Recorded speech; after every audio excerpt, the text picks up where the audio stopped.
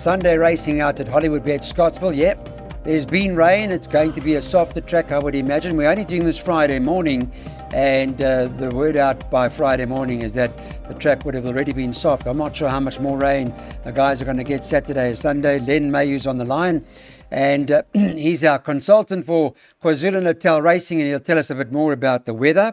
The first of 8 races is a juvenile plate for fillies, and it's over 1,200 metres. Now, the early morning market's got an odds on in here in the form of Andrew Fortune's ride for Robbie Hill. The old team get back together again. It's nice to see.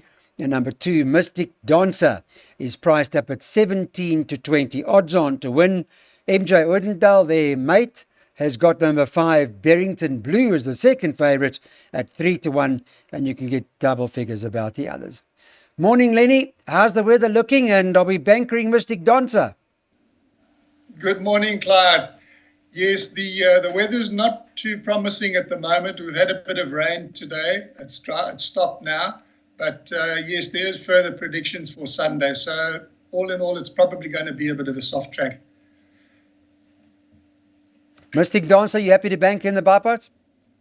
Clyde, firstly, I must say it's very exciting to see that Andrew Fortune's come back to the saddle.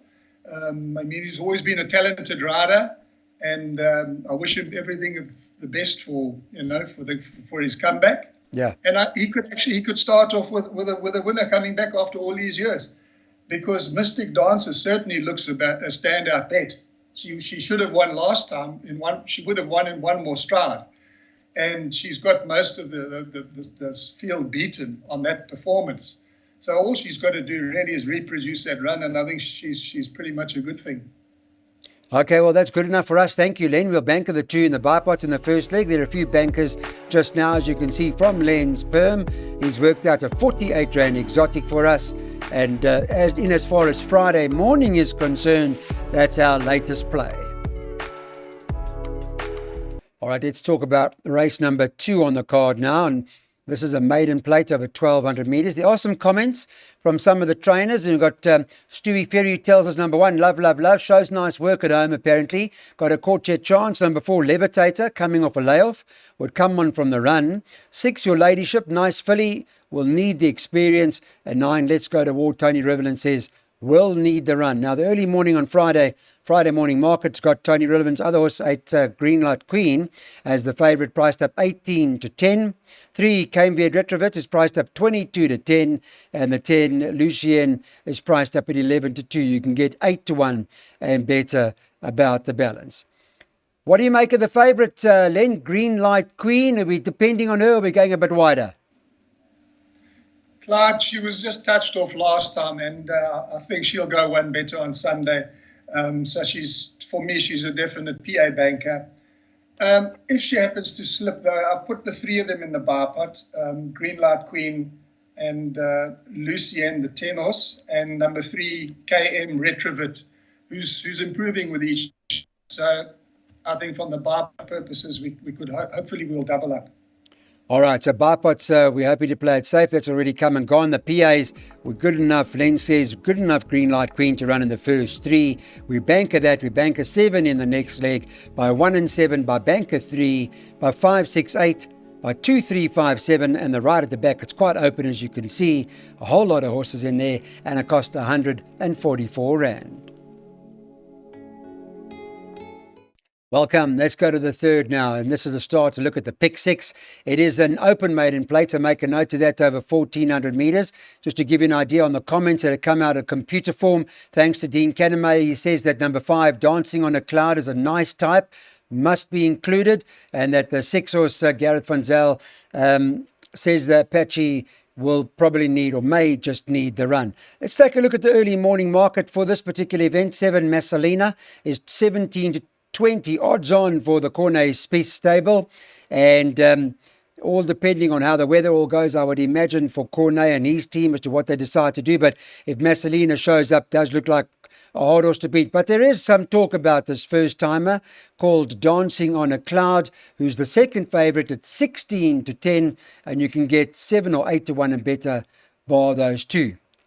So pick 6 is, I guess, Massalina banker, I would imagine, Lenny. And if Dancing on a Cloud wins, well, then we hope to run second, or how do you play it? Yeah, Clyde, that's 100% exactly the way I saw it. If the first timer is any good, that could win. But as long as Messalina runs in the first two, you're safe in the pick six. Trainer Spies has only brought the two horses down, and he's got a very good record at Scottsville.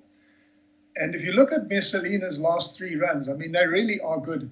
I know she's had 18 runs and she hasn't won a maiden yet, but Sunday looks for her, to get out the maidens. She ran 2 lengths of Spumante Dolce, who won the feature race, beating Quid Pro Quo. And her last run, she was just touched off by Roaming Spirit from the Mark de Kock stable. So her form is actually very strong, her current form. So that's why I'm going with her. Short and sweet, that's my banker. Yeah. Okay, well, happy with that. Pretty solid form, as you make reference to penultimate. We're bankering this, the 7, Messalina. She's in the company of Spumante Dolce, that last start. And behind her was Warning Sound, just by the way, who came out and won. And so did that horse Calicar come out and win as well. So pretty solid form. That's our pick 6. Have a look at it. Field at the back for 660 Rand.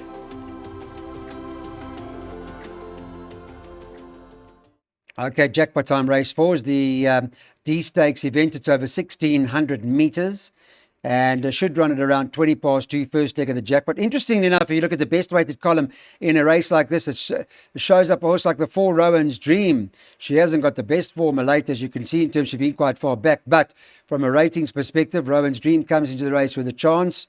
Only tried Maritzburg once before, and see how that all goes. But early morning market, let's take a look at what we suggest on Friday. 7, Beach Palace, Paul Laffing, good form, 28-10. Number 5, Future Saint, is 33-10, second favourite. And Cornet Spitz has got the 1, Whispers of War, 7-2. The couple of 9-2 shots in worth mentioning here. Stewie Ferry's got 3, Run to Rio, 9-2. And Gareth Van Zyl's got number 6, Indecent Proposal. What do you make of it, Lenny? Clyde, this is the second of the Cornet Spies runners, Whispers of War, and he's been steadily dropping in the ratings. And now he meets a field that, he could have his way with. He's a course and distance winner, and to me, it's a golden opportunity for him to clock up another win. The only negative, obviously, is that he's 7 years old, and he could have lost his zest for racing. But if he's fit and well on the day, then to me, he's the one to beat. I've backed him up with Beach Palace, the 7. Could be a bit cheeky putting just the 2 of them in this race because it really is, it could be a field race, but, we can't put everything in. So I'm cutting it down to 1 and 7. Yeah, and I think you're quite right. Beach Palace certainly not without a chance. Moosey's riding it. Beat that horse, just behind that horse, Fireburst, who came out and ran third. So that form's pretty solid. And perhaps Beach Palace. But you've got to respect Whispers of War, as Lenny's indicated you do. The only thing with Whispers of War is that last start to Future Wolf, not the winner from there. Most of them have run. I think only this horse, Whispers of War, is the only one outstanding to run. Form line not that great, but nevertheless, in this sort of company, anything's possible. There's a 160 Rand perm. As you can see, the last 2 legs a bit of a nightmare.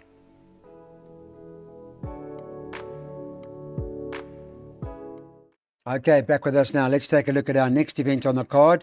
I think Len's got a banker for us in this particular race, which we'll take a look at now. No changes in as far as what I know. So just with regards to that, let me bring up the market and get an idea what they're doing on Friday morning. Well, Wildebro, number 11 on the card, is top of the boards. It's priced up 4-1. 9-2, 1 Festival of Magic. 5-1 about the Puller horse, number 3, Parmenion. And 10-1 and better about the balance. I know this is your banker in this race, Lenny, or I know you like a horse. You want to perhaps elaborate on that a little bit further and tell us what you found and why. Well, Clyde, Parmenion steps down in class, and I know he's got a big weight of 64, but most of the runners are carrying 60 and upwards in this event. So it's not like he's giving away lumps of weight. He's got Andrew Fortune in the saddle, so he won't be carrying too much dead weight. And I really think, he's run with better opposition than this, so I've opted to go with him. Yeah, and that form doesn't seem to be too bad either. That last start, Kitchikel came out of there, and I salute you. They come to run places. You're talking in the company of Tyrconnell and those horses. So Parmenia not too far back. And now Andrew Fortune gets the ride, as you heard from Len. So that's our banker in this jackpot by 5, 6 and 8. The last 2 legs, load as many as you can. And we'll take our chances. Len Mayhew's jackpot's 330 Rand.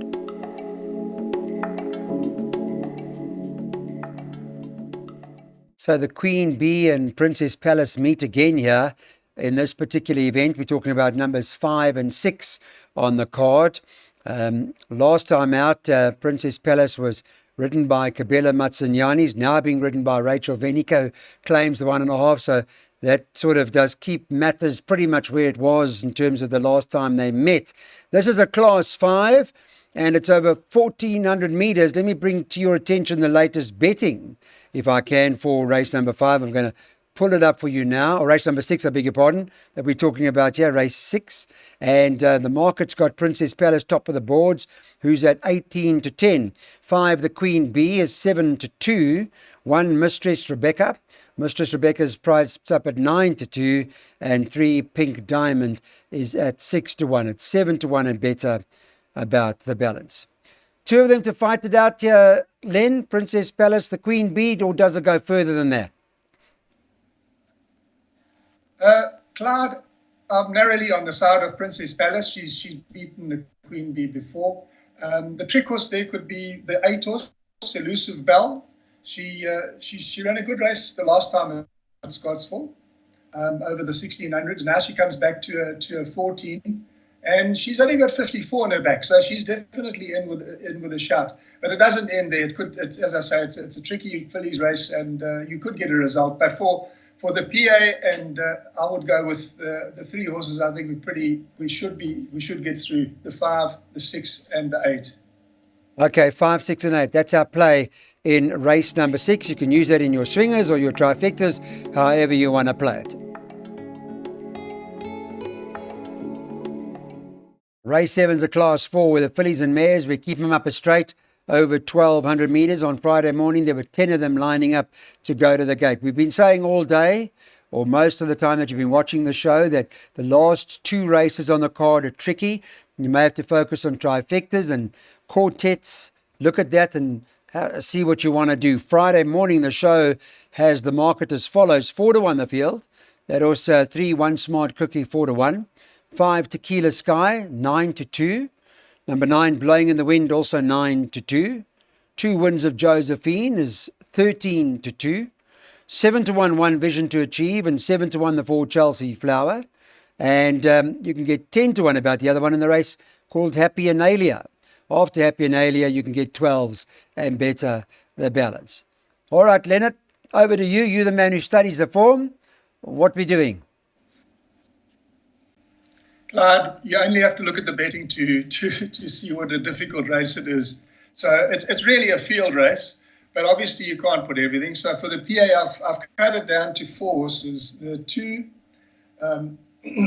Wings of Josephine, 1 Smart Cookie, Tequila Sky, who's having her first run from Cape Town.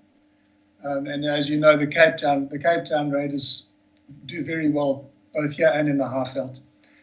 And the 7, Lizwili Ilali. So hopefully we can get through the PA with those. But all in all, it's basically a field race. All right, so 2, 3, 5, 7. Those are the 4 that are going into the play. Tricky race. Have a look. Watch for the Cape Town horse that's come here. Look out for that Tequila Sky, number 5 on the card. But 2, 3, 5, 7's a recommended swinger trifecta. Use it for quartets or whatever you need to do.